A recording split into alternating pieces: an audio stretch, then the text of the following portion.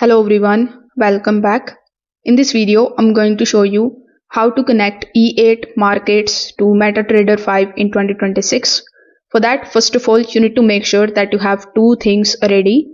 First of all, you need to download and install the MetaTrader 5 application on your device. Afterwards, you need to log in into your E8 markets accounts dashboard.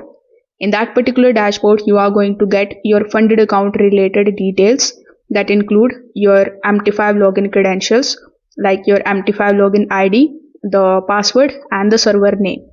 So from there you need to copy these three things. Then simply launch your MT5 application. Now tap on the option of add trading account. Now use the search bar here on the top. Over here you need to simply search for E8 markets or the same server that you have received in your account. So once you are able to find E8 market over here, simply tap on its icon. Then you need to simply provide your login ID, then provide your login password. After that, you don't need to change anything over here. You don't need to tap on the open real account option, or you don't need to change anything with the server.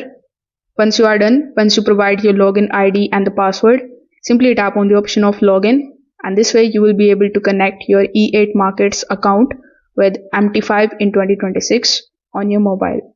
If this video helped you out, consider subscribing to the channel and liking the video.